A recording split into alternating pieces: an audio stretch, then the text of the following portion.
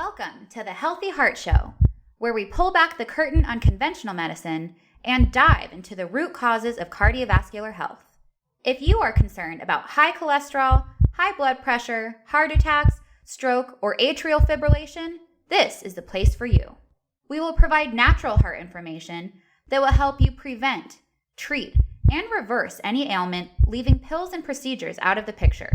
Here are your guides to holistic heart health, board-certified cardiologist and Amazon best-selling author, Dr. Jack Wolfson, and natural heart doctor, naturopathic physician, Dr. Lauren Latanza.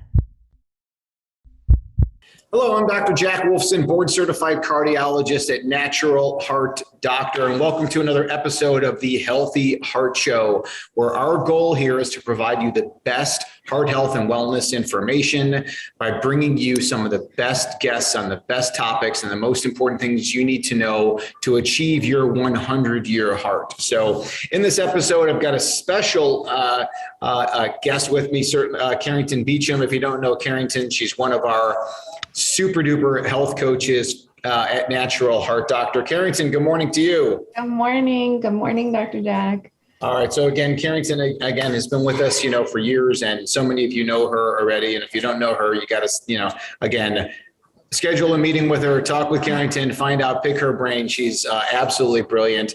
And Carrington is going to help lead the discussion today with Jodi Cohen of Vibrant Blue Oils. Jodi, good morning to you. Good morning. Thanks for having me. Thanks for being on. Jodi Sternoff Cohen is a best-selling author, award-winning journalist, functional practitioner, and founder of Vibrant Blue Oils, where she's combined her training in nutritional therapy and aromatherapy to create unique proprietary blends of organic and wild-crafted essential oils. So I think what you'll find today is that we're going to dive into essential oils, why they can be so medicinal, why they can be so powerful from a cardiovascular standpoint. And obviously we'll talk about the Vibrant Blue and why her oils are some of the best available in the market. There's a lot of different oils that are out there. But again, I think that, Jodi is a fantastic product, and we've been using it on our patients, for quite a while with tremendous success. So, again, Jodi does have, her website is called Vibrant Blue Oils. We'll have some of this discussion also in our notes. And she is a Amazon, an author of a book, Healing with Essential Oils. And her new book, Essential Oils to Boost the Brain and Heal the Body, was released in March of 2021. So, there's the book right there. Jodi's got it on. Fantastic. So, we are doing video. We got audio for the podcast. So Jodi is showing her copy of her book. And we actually, Carrington and I both met Jodi at the Nutritional Therapy Association. So again, great to see you. All right, Carrington, lead us off. What do we want to know about Jodi? Well, congratulations on your new book, Jodi. That's a beautiful cover too, by the way. Hopefully everyone can go and check that out. I'm excited to get it. But what I would love to know is kind of your backstory, sort of what started you on the path with working for oils. I know you're in nutritional therapy. And so did you start there, or did that come later? And where did your love of oils come from? It's really funny. Someone told me that your life always makes sense in hindsight. So right out of college, I got a job in the U.S. Senate working for Ted Kennedy on the Health and Human Resources Committee. And my job was to organize the hearings, which meant I wrote all the senators' speeches, which meant I had to be really good at research back in the day before the internet existed. And so talk about baptism by fire. I was trained by the best to read research reports and it was, I had a journalism undergraduate degree, which was really critical because I was always on deadline to get things done. Mm-hmm. And then I went on to be a journalist and kind of go into business and have kids. And my second kid was far harder than my first kid. He had, diapers in all different colors, like constant ear infections, all of these issues that kind of resulted in weird behavior. And I kept taking parenting classes and reading parenting books and thinking I was just doing something wrong. Our big cue is we would point to our nose and say, look at my nose. And he couldn't really look at our nose. And then one day we were at a birthday party and a friend complimented how well he was behaving. And then the mom passed out like Ritz crackers for snacks. And he Jekyll-Hyde after eating the cracker. And she said, okay, I never saw that before. My brother was on Ritalin his whole life, and it turned out he was just allergic to weird foods. You should take him to a nutritionist. And I thought, well, that's easy. I've done everything else. The nutritionist in the first appointment said he's allergic to corn, soy, and dairy. 2 days after changing his diet, we had a different child. And I thought, this is insane. I have been banging my head against the wall for 3 years, and it's food. I have to learn more. So I went and got a degree in nutritional therapy, which is why I became an NTA. And then I was really trying to help moms in my position. And, you know, it's hard because kids are like wiggly and they won't sit still. And so I have the benefit of being in Seattle right next to Bastyr, and they offer these trainings. And so I took one on muscle testing, which I basically call a very easy way to kind of figure out what the core issue is and what the best remedy is really quickly. And so I was doing that in my practice. And I also, at the time, my husband at the time was severely depressed, like sleeping most of the day. And it got so bad where I really thought he might die on my watch. And my friends had an intervention, and we moved him to a residential treatment facility. There weren't any in the state of Washington, so he was in one in Houston. And the moment that I knew he was safe and it wasn't my job to keep him alive, it was kind of like it was safe to collapse. So my exhausted adrenals just hit the mat and hit it hard. My kids were 5 and 7, and I could barely function. I would get up with them, make them breakfast, take them to school, come home, crawl back into bed, and set the alarm for pickup. And I knew enough about my physiology that I was like, all right, I need adrenal support. And I kept ingesting all the things that I thought would help, and nothing was working. And after about 2 weeks, a good friend of mine who I had helped, you know, I was kind of that type A overachiever. I had helped her do a fundraiser, and she gifted me this huge box of essential oils as a thank you. But when she was dropping them off, she said, you know, you've been so high stress, which is usually high cortisol, for so long. And we know that cortisol, you know, causes inflammation in the gut. I bet your gut is such toast that nothing you're ingesting is actually getting into your system. The oils are kind of interesting because you can inhale them, you can topically apply them. They have other channels of access, so you might try that. And I thought, you know, why not? I'll try anything. So I muscle tested the box. Will anything in here help my adrenals? Got a really strong yes, which was encouraging. And then I kept getting the same 5 oils, which was really confusing to me because I normally could narrow it down to like one. And then they'll have my light bulb moment of like, wait a minute, they're liquid. I can combine them. I can kind of mix and match them and make my own formula. So I did that. You know, I tested 5 drops, 3 drops, and I knew enough to put them on my adrenals on the low back. And the minute I put them on, I felt better. I felt like me. I was like, wait, wow, I could go running. I could clean the house. I can go to the supermarket. I can do laundry and put it away. All those things that really felt like so overwhelming. You know, walking up the stairs honestly felt overwhelming at kind of my darkest hour. And so that felt like a very big win. And then at that time, I was pretty insomniac. You know, I would put the kids to bed and then engage in what I called clock watching. You know, oh, it's 9. Oh, it's 9:15. Oh, it's 10. You know, and at around 11, I was like, wait a minute. I wonder if oils can kind of help with sleep. And so I made up another blend that's now our circadian rhythm blend. And I slept so well, like my 5-year-old had to literally bounce on the bed to wake me up the next morning. I was like, okay, that was a win. And so I just kept making things up because it was working. And then when I felt like myself, a bunch of my nutritional therapy friends wanted to try it, and they were like, oh, this is great. And then one of them pointed out, at the time it was $200 to be a vendor at the nutritional therapy conference. And she said, you should sell this. And so I was like, well, someone must be doing this. So I went online, and I was really surprised that no one was really looking at blends through the lens of like balancing organ systems and regions of the brain. And I was also surprised at how complicated they made it sound. I was almost grateful that my bandwidth was so limited that I didn't start with research, because I would have felt completely unqualified and I never would have tried it. And so this friend encouraged me. She's like, come on, it's not very expensive.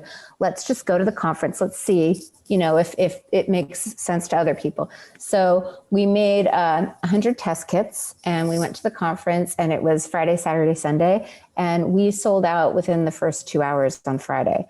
And my friend was like, I think you've got a business. So that was really how it started.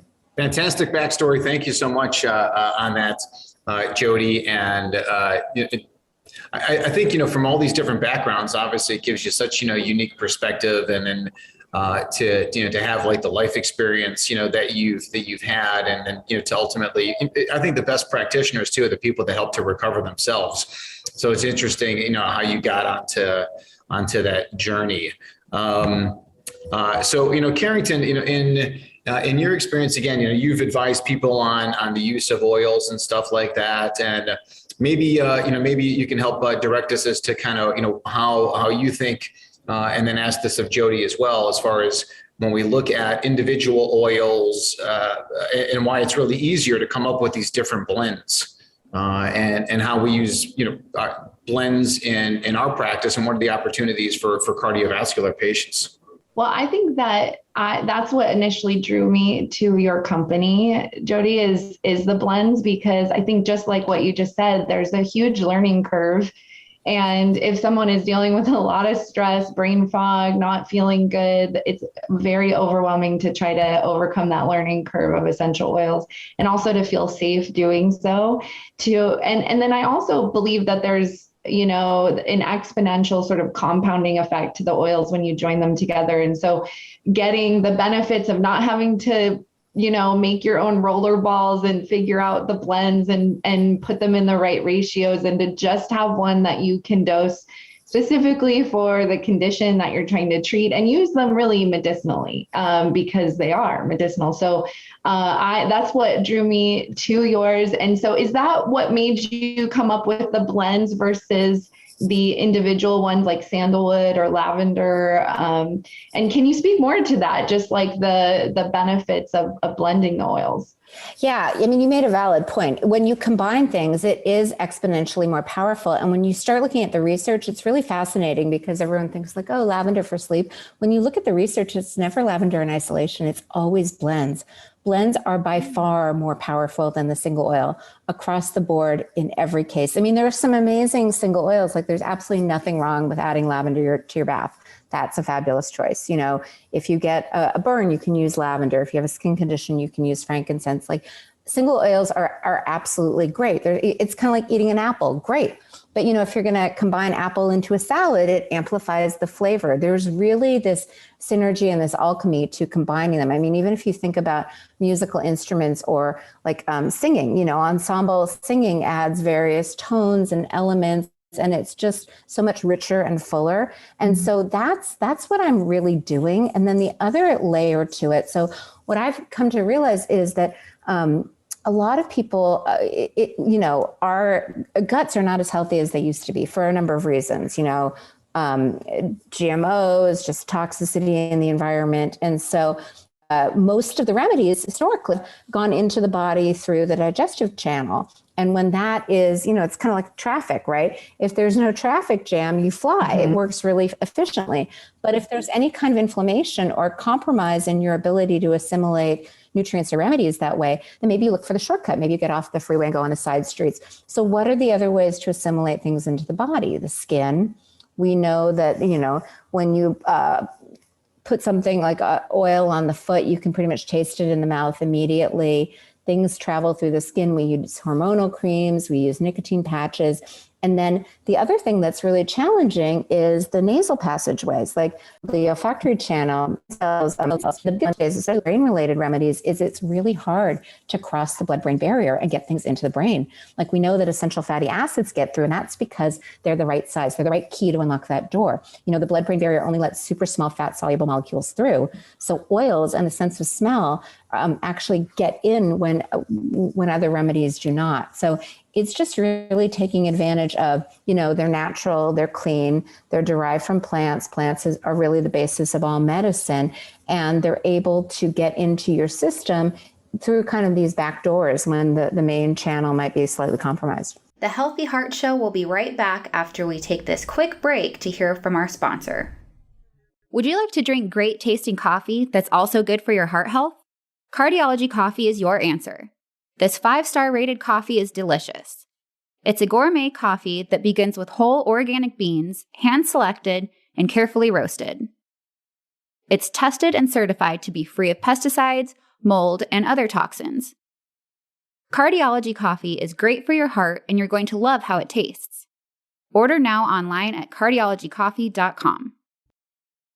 Now back to the Healthy Heart Show.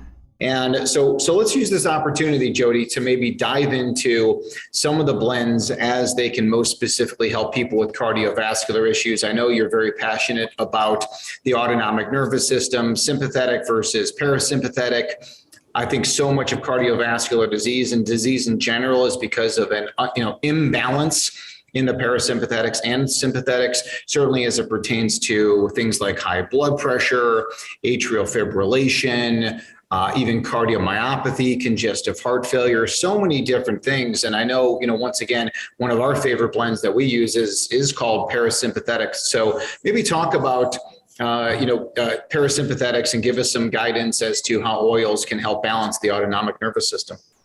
Yeah. So just backing up, the autonomic nervous system controls your automatic functions, your digestion, your heart rate, your breathing, your detoxification, immune function. There are kind of two speeds, so to speak. There's the I'm in danger, I need to allocate resources towards survival. That's the fight or flight sympathetic branch. And then it's safe to kind of recover and repair. That's the parasympathetic branch. And it's your vagus nerve, which is the longest nerve in the body, that really serves as kind of the gear shift between these two states. And I have been obsessed with the parasympathetic nervous system for decades. I got my yoga certification, and I kind of realized early on that the reason you feel better in Shavasana at the end of, a yoga session than at the beginning is because the combination of breathing and twists and turns, you're activating your vagus nerve. So your vagus nerve connects the brain to the body to the brain, starts at the very base of the skull, splits, and it divides and is most accessible behind the earlobe on the mastoid bone. Then it kind of innervates the throat, the heart, the lungs, every organ of digestion and detoxification. And when it's stimulated, it helps you shift into parasympathetic and slows the heart rate down. And this was an intriguing idea to me because I was trying to figure out, originally I thought parasympathetic relaxation, maybe you do it with lavender or chamomile. And I have an Oura ring so I could kind of track my heart rate variability. And it was very disappointing because it wasn't working. So I rolled up my sleeves and delved into the research. And around 2012, there was a neuroscientist out of New York named Kevin Tracy, who was actually surgically implanting pacemaker-like devices behind the earlobe on the mastoid bone to stimulate the vagus nerve. And he was getting phenomenal success. The FDA approved it for migraines, epilepsy, and depression. And I thought, stimulate, there are very stimulatory oils. So I started playing with the stimulatory oils, oregano stimulatory, peppermint, rosemary, clove. And what that means is it might make your skin a little red. It might feel a little hot. But clove kept testing the best. But oils, this gets back to the chemistry. So clove has kind of medium-sized molecules. The citrus fruits have the smallest molecules, which is why they're so good for depression. You smell them and they get into the brain immediately. So lime and clove were kind of the magic combination. And when I combined them, you could use that combination as like a stimulatory acupuncture needle. You flip the bottle, you put it right on the point, and immediately it's like a gear shift into parasympathetic, which then, sends acetylcholine, the neurotransmitter acetylcholine, to slow the heart rate down. And it's just like a little course correct. So that was a really big discovery, in terms of using specific blends on specific points. That's amazing. I wanted to share with you, Jodi, we just got done doing a 12-week Afib course where we took our Afib patients through, we met every week with them. And one of the weeks is dedicated to this topic, to sympathetic and parasympathetic, and going through different things and basically teaching them to activate or stimulate parasympathetic multiple times a day instead of just waiting till you go into Afib or waiting for that stressful moment and then trying to calm yourself down, how to strengthen parasympathetic.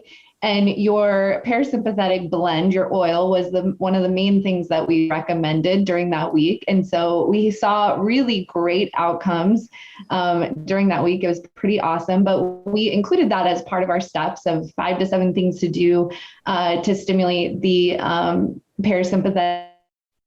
Are there other strategies that you would recommend in all the research that you've done for patients like that?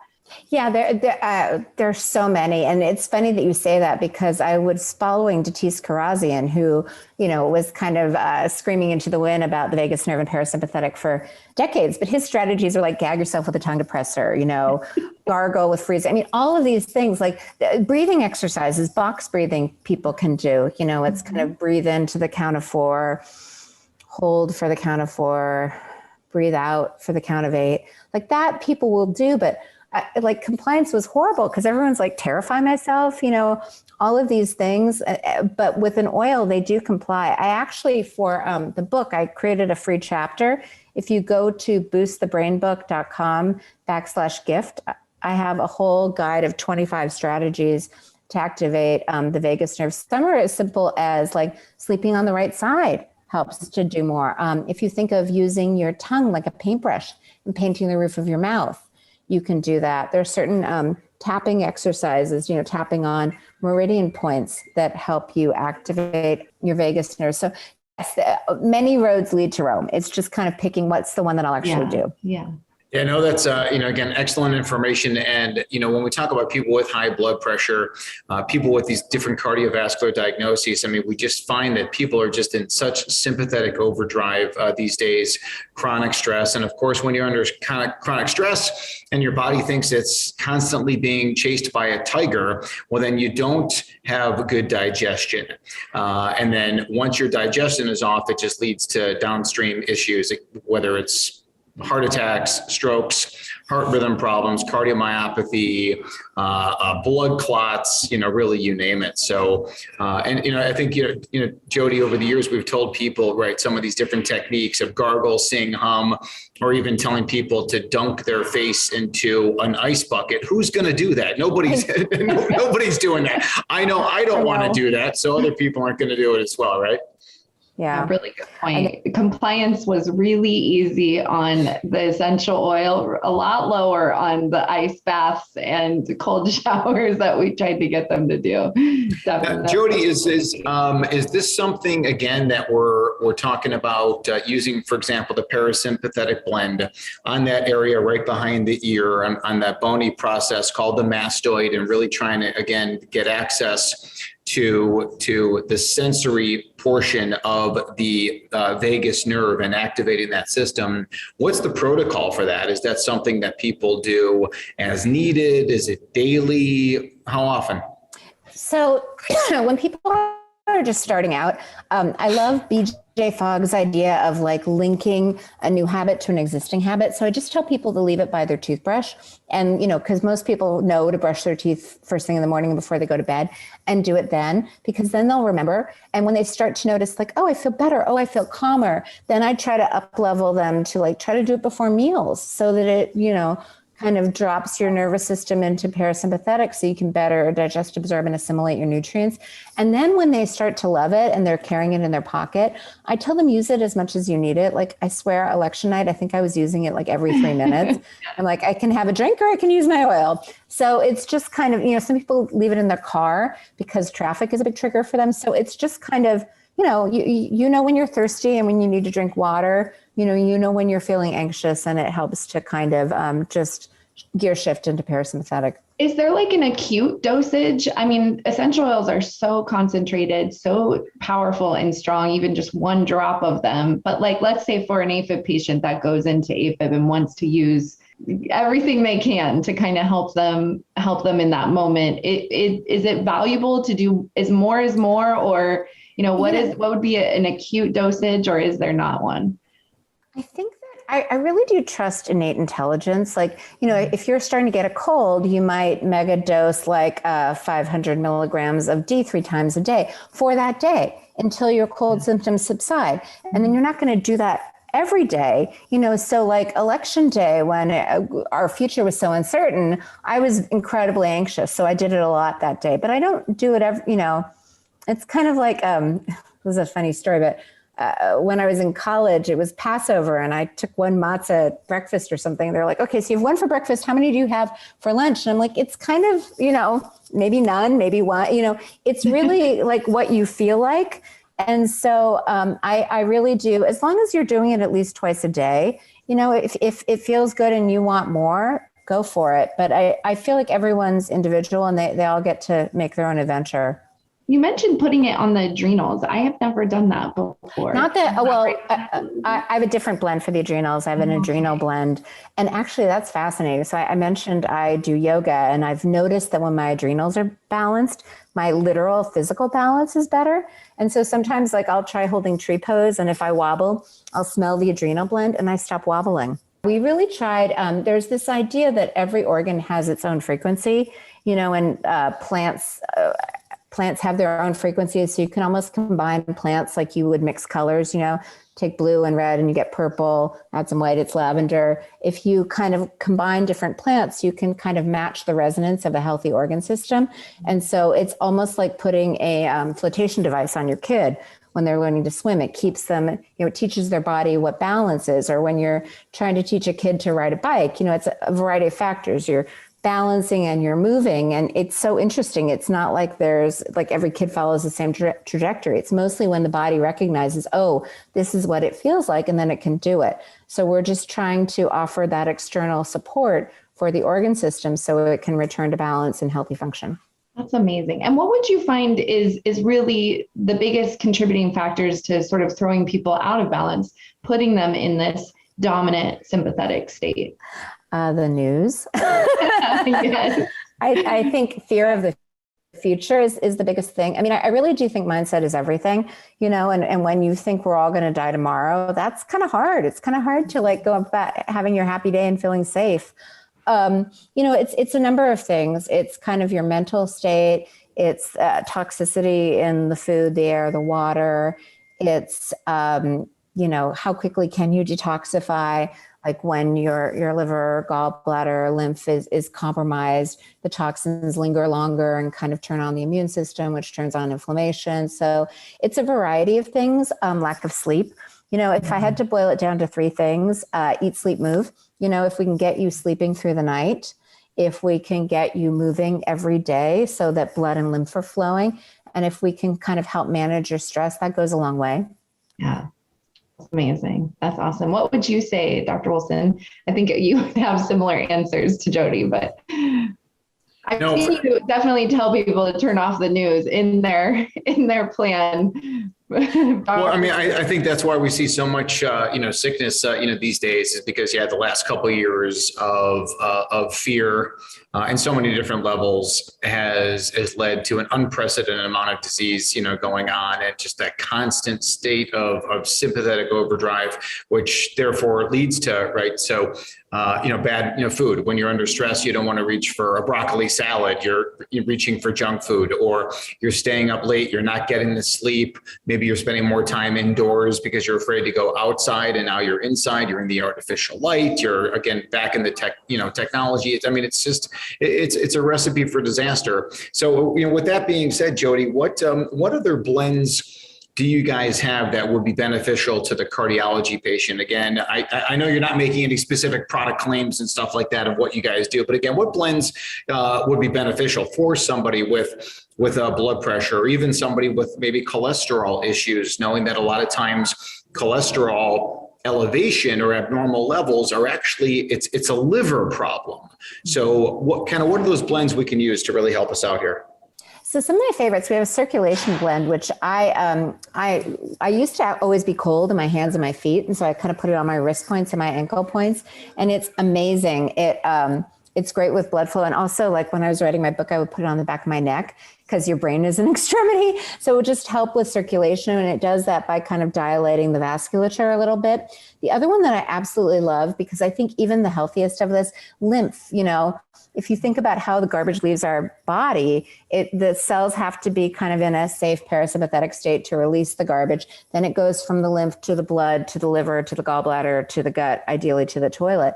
And lymph doesn't move on its own. So we've got some lymph blends that you can do along the sides of the neck, the clavicle, under the armpits, along the bikini line, just helping to move the lymph. And I often do that in combination with our circulation blend and parasympathetic. I find that really feels quite energizing. And then we have a heart blend that is more designed for kind of emotional balance, But a lot of people, that with parasympathetic, I always say like ground center shift. So parasympathetic really helps you ground your energy so you feel safe. And then the more you can move into your heart space, gratitude, love, forgiveness, all of those things, it kind of changes your perspective and how you see the world. You can see the glass is half full and you can feel more optimistic. And then you're able to kind of really shift yourself. So those are some of my favorites. That's amazing. That's amazing. One of the things that you said earlier about making the blends to kind of overcome the learning curve or people's resistance to using oils or starting with oils is amazing. Another resistant point was maybe them feeling like they don't know much about it, so maybe it's not safe, or maybe they're potentially dangerous in some way. And they are potent. I always tell people, like, respect it. Like, don't go in here just shaking the oil thinking that you can just use a lot of it. But is there any concern, or can you offer reassurance to people that are maybe scared to get started? So looking at all the research, no one has ever been hurt from smelling an oil this way. This will never cause a problem. So if you're concerned in any way, just smell it. That is the easiest thing. The concern happens when they start drinking it and when they start drinking too much. Like people, oregano, a lot of these things, it's like, don't try this at home, kids. Oregano can kill a lot of things. And if you're working with a practitioner that knows what they're doing, like, absolutely. But are you just going to drink oregano? You might kill the good with the bad. Like, just be careful. So don't drink it. Diluting it. A lot of the big companies, they want to increase consumption. So what's the fastest way to go through the bottle? Drink it or diffuse it 24/7. I don't like either of those. Diffusing, especially if you have, it's fine for dogs, but like cats detoxify differently. So it's just, and if we're being honest, like, I live in a big house. I don't need oil in every avenue of the house. I just need it under my nose for a few seconds. And so you save it better. I do think topical application, the concern basically is that it can be hot, like oregano, again, thyme, hot oils.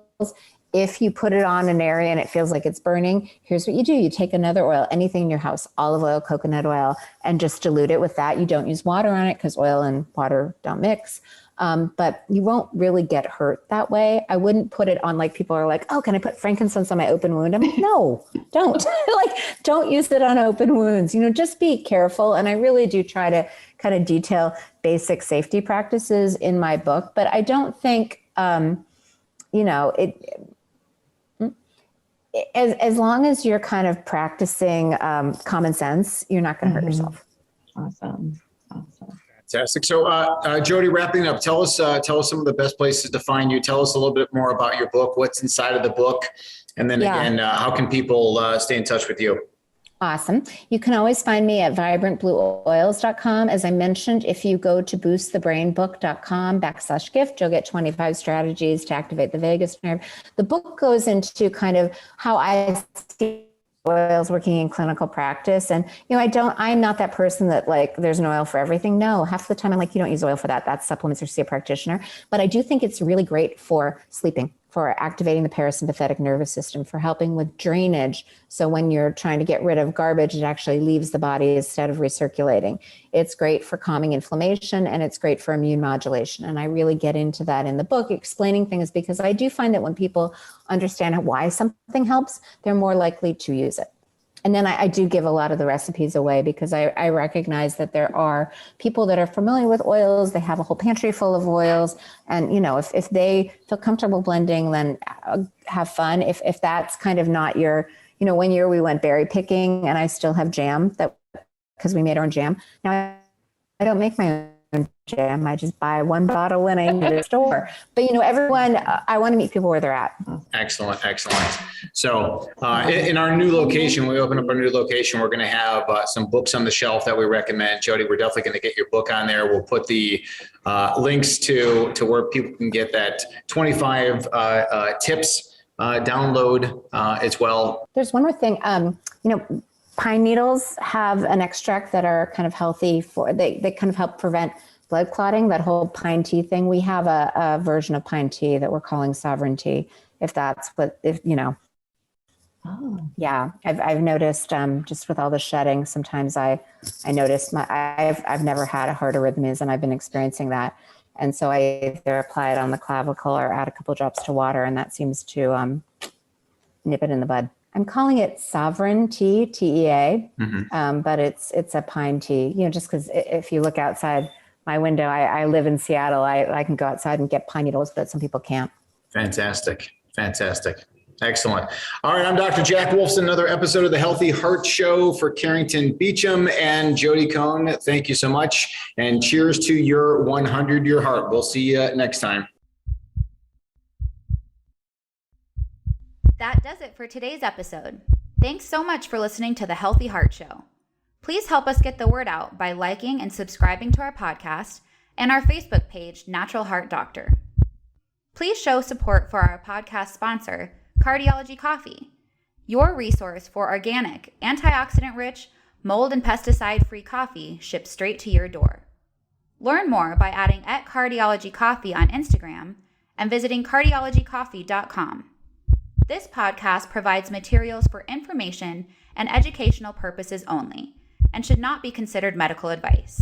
We encourage you to contact your physician for any of the health issues discussed here.